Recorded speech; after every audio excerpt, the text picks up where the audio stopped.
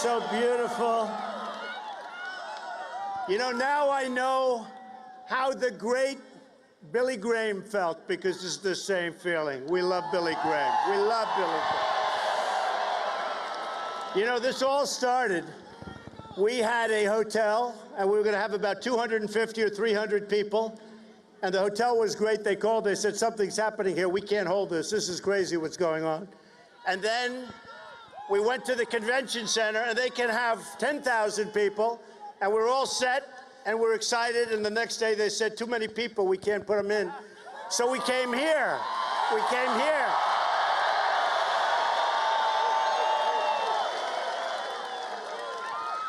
You know, today, if you notice, we have a stock market not doing so well. We have a country not doing so well. We've been saying it for a long time. We have politicians, other than the few politicians that are with us tonight, right? We'll exclude them. But we have politicians that don't have a clue. They're all talk, they're no action. What's happening to this country is disgraceful.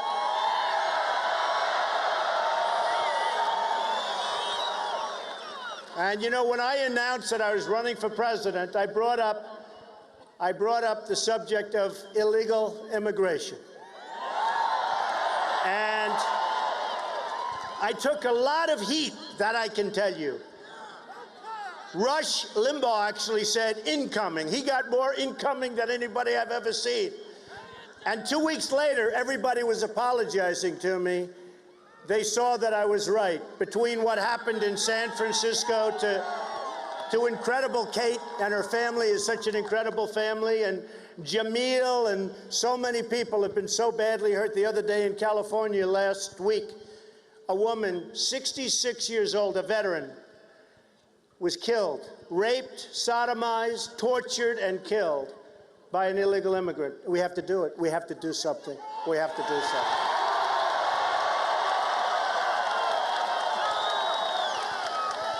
So we're going to talk. We're going to have a lot of fun. You know, the weather's a little dicey. That's okay. But who cares if it rains, right? Right? You know, if it rains, I'll take off my hat and I'll prove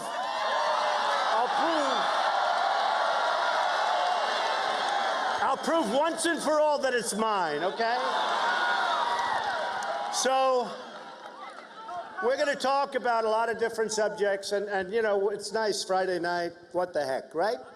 What's better? What's better?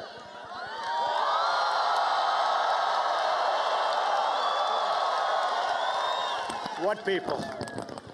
The people that built this country. That's what we have here. I mean, the people that built the country. Great people. So we'll start with a little talk on the illegal immigration, what's going on. We've got to stop it. We're going to build a wall, and it's going to be, you know, it's amazing. The politicians 10 years ago, 15 years ago, they all wanted a wall. But it never went. It never happened. Because somebody didn't want it, probably a lobbyist. You know, all these guys like Bush and like Hillary Clinton, they're all taken care of. I don't know if you know. Yeah. True. No, but when Hillary has $60 million, and when Jeb Bush, who's totally in favor of Common Core, weak on immigration, right? Very weak on immigration, wants to let people come in. Although now he is using Anchor Baby. You know, he put out a memo, you cannot use Anchor Baby. Now because I used it, he's using it. Politicians, but when they have, in his case, $114 million, in Hillary's case, she's got 60. Now, I don't know that she's going to make it to the gate. What do you think? I'm not sure that she's making it to the gate. Some bad things came out today, you know, those classified. You know the word classified. You know, they've destroyed General Petraeus over less, and nothing seems to be happening here. So it'll be very interesting to see what happens ultimately. But we have right now, and I just got these numbers today. I said, what are they? 7.5% of all of the births in this country are illegal immigrants, okay? We can't afford it. And they're supposed to stay. Now, I turned out to be right, the 14th Amendment. You know, I had these guys on television, oh, you can't change the 14th Amendment. It'll take so long. On that, I agree. But you know what? An act of Congress. The 14th Amendment, I was right on it. You can do something with it, and you can do something fast. You can do something fast. Let's just be clear about the 14th Amendment here. A pet theory has developed in fringe circles recently that some statutory fix could happen in the 14th Amendment, but the vast majority of constitutional scholars I've read say that the words in the Constitution granting citizenship at birth to anyone born here are exactly what they are and could only be repealed with the constitutional amendment. All of a sudden, we have another American citizen. It doesn't work that way. Mexico doesn't do it. Other places don't do it. Very few places do it. We're the only place just about that's stupid enough to do it. So I decided to run. I've gotten an amazing reception. We have to say, has this been crazy?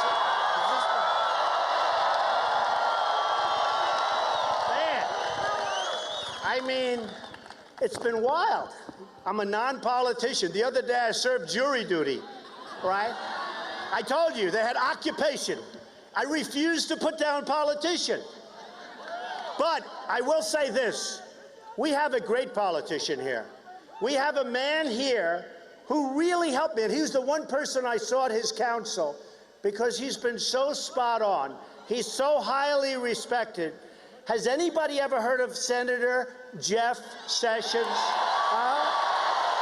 Jeff, come up. Where's Jeff? Get over here, Jeff. Look at him.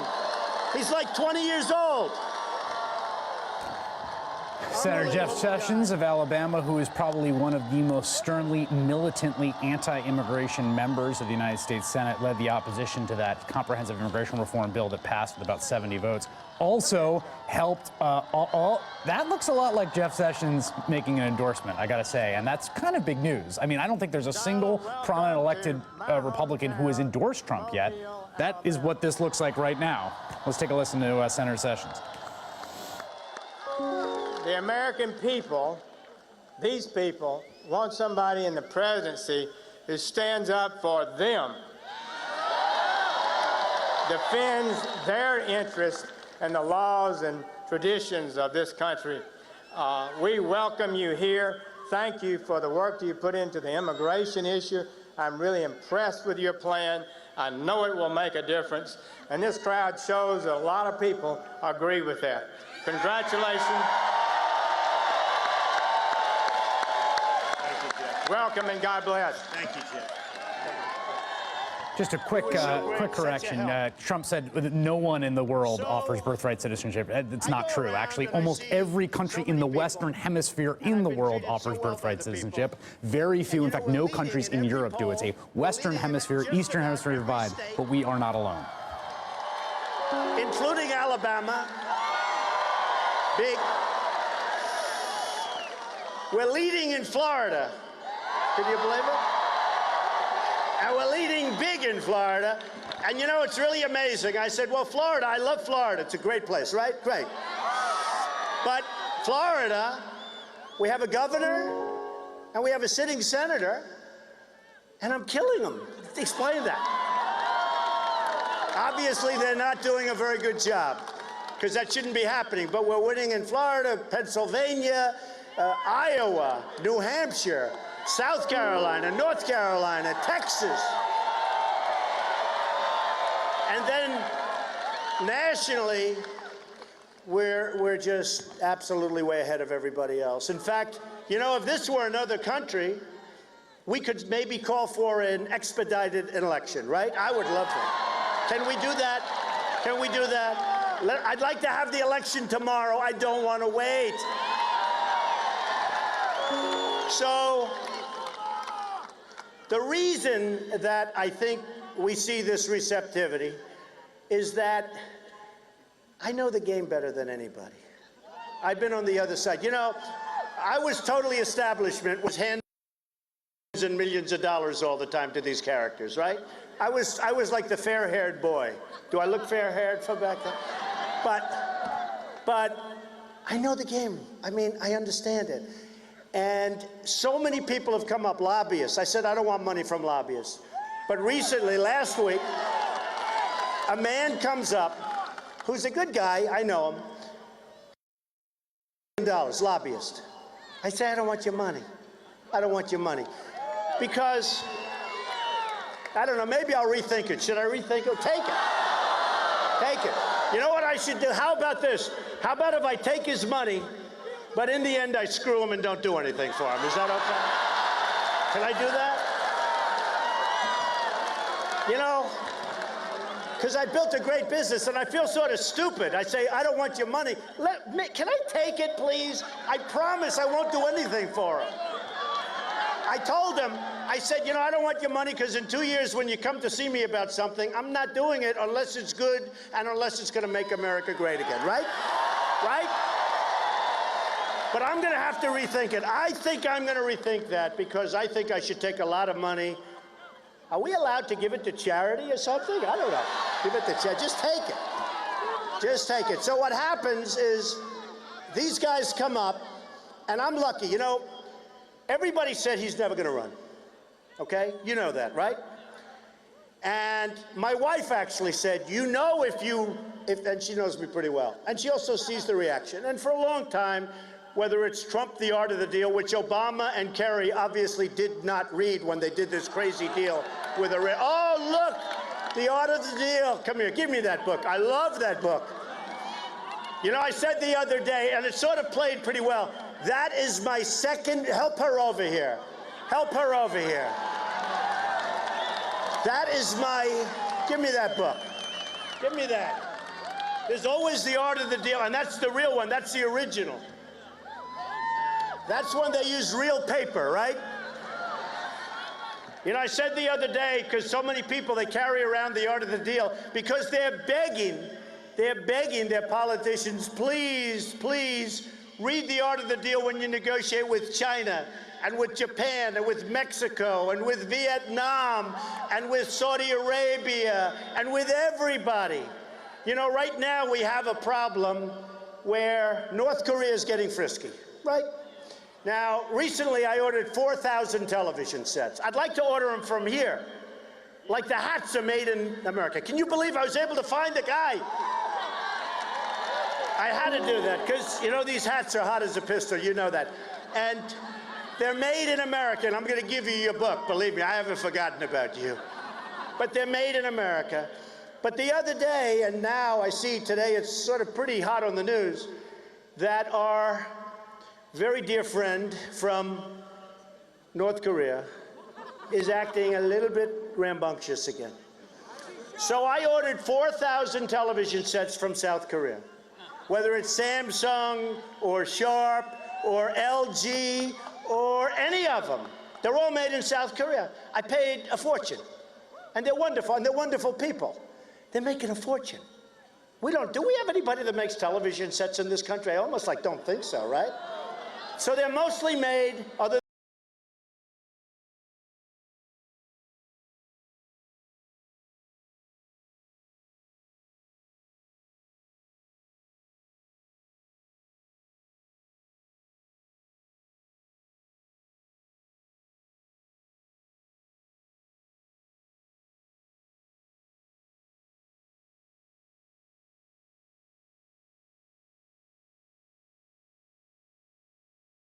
spend 40 million, 50 million. Am I supposed to dislike them? I like them very much.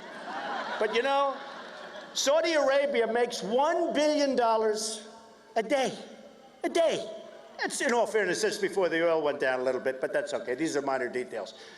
But let's say they were. So now they're making $500 million a day. That's not so bad, right? We get nothing. And they wouldn't be there without our protection. Even Germany. Germany's a power. Who has a Mercedes-Benz? Anybody? A lot of people. They're a power. They pay us nothing. We defend the whole world. All you have to do, and we want to be nice. Somebody said, oh, that's like the mafia defense. I said, don't worry about it, okay? The mafia is not so stupid, all right? They said, that's terrible to ask for money. No, they said it. They said, that's terrible. How could you possibly ask for money to defend a country? I mean, tell me, how crazy are we? So now we're sending our ships, we're sending our everything. We got, I'll tell you what, those 28,000 troops that we have right now on the border between North and South Korea, that's dangerous territory. They're in harm's way. They're in harm's way. And we get nothing. We get nothing. Other than they're a good competitor. I mean, they compete with us. They take our trade. We lose a fortune with them. We lose a fortune with China. We defend Japan. You know, we have an agreement with Japan where if somebody attacks Japan, we have to come to their rescue. But if we get attacked, Japan doesn't have to help us. Do you think that's a good deal? That's sort of like Sergeant Bergdahl. Has anybody heard of Sergeant Bergdahl? The traitor. No, the traitor. I call President Obama the 5-for-1 president. We get Sergeant Bergdahl, a traitor, who, by the way, 6 people, at least, that we know of, 6 people were killed trying to get this guy back. 6 people. They went after him. They wanted to get him back. So we get Sergeant Bergdahl, and they get 5 people. All right, just so we're clear here, Sergeant Bergdahl is not being prosecuted for treason. He is being prosecuted for desertion. The Army prosecutor is planning on presenting no evidence that 6 people died in looking for Sergeant Bergdahl, and they, of course, are the people that have that evidence, is a claim that Donald Trump said the other day. New Hampshire was so incredible, the crowd. You saw it. It was on television. You know, every time I go on television, it's got to be live. It's live. I said, oh, can I have a rest, please? Tonight it's live on Fox. It's live. Who likes Fox? I like Fox. It's live on CNN. Who likes CNN? All right. And it's, oh, this is going to be, and it's live on MSNBC, right?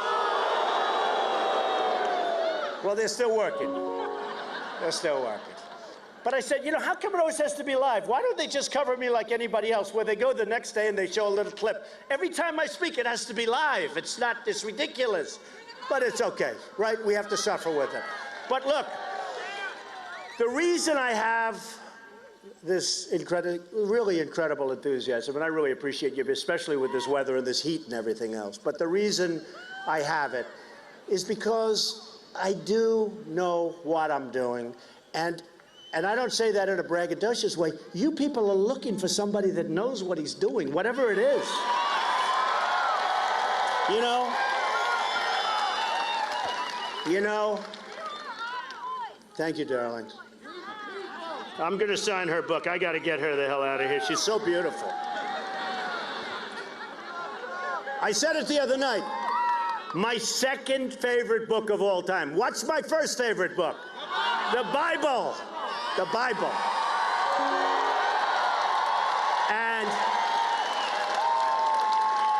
And as much as I love The Art of the Deal, it's not even close. We take the Bible all the way, right? Okay, thanks. So I was saying, so they said I wasn't going to run. And everybody said, oh, he's never going to run. Never going to run. He's just having fun. Just a good time. His brand, and like I care, my brand. At this point, you know, my brand. I mean, I lose gutless Macy's because I said about illegal immigration, they dropped my brand, and I'm supposed to be. They're gutless. They're all gutless. I have to sue Univision. Univision, my poor Miss Universe people, the beautiful girls, these beautiful women, summer girls, but beautiful women, and I get dropped by, think of it, you have these magnificent women that work all their life to be in the Miss USA contest and the Miss, and 2 weeks before the contest, NBC and Univision drop because they thought my tone was a little bit strong. And it turned out I was right. So here's the good news. I sued them both. And I mean, in the case of Univision, I sued them for $500 million. I want that money. I want that money. So I actually put it on the other day, Miss USA. I put it on because it was only fair to the people. And we had it on this small network, and it was fine. But who would do that? All because they want to be so politically correct. They actually called and they said, oh, we'll get it back on soon. We'll get it back on soon. You know, in the case of a couple, they said, Trump loses NASCAR. It was all over the world. A friend of mine called, you know, because I opened with a strong statement, meaning illegal immigration. We got to solve the problem. So all over, one day it was NASCAR. Trump loses NASCAR. I said, I don't have a deal with NASCAR. It turned out that I lost NASCAR. You know what they did? They rented a ballroom at Trump Doral. Can you believe it? That was my loss of it. They had a ballroom. And by the way, I kept their deposit and rented it to somebody else. The next day, I didn't even know I had to deal with them. It turned out they had a ballroom in one of my places, Doral. The next day, ESPN severs ties with Trump. It's all over the world. ESPN. I have friends that called me from Paris. He's a great businessman. Oh, it's too bad about what happened to ESPN. You know what it was? A golf outing at one of my courses in Los Angeles. Can you believe it? This is my big deal. And this was all over the world. I mean, the press, I don't know, maybe they didn't get it. Maybe they don't get it. I was very disappointed, though, with Macy's. You know, shirts and ties, not a big deal. But they heard there were going to be 3 pickets in front of the store. And they called, oh, we're going to have pickets. We're going to have pickets. I said, look, in 2 hours they'll be gone. Believe me. They'll go for lunch. They won't come back. Don't worry about it. I've been through it. It's true. But they said, oh, this is so bad. Can we sever ties? I said, I don't care, sever ties. I don't wear ties so much anymore, you know? I didn't like the ties that much anyway. You know why? Because they were made in China. It always drove me nuts. True. True. But they were good. That's Donald Trump doing the going in on Macy's part of the stump speech. It's become standard, of course, in the Republican primary, getting tens of thousands of people there to cheer him, suing people that backed out of deals with him pretty much through the looking glass.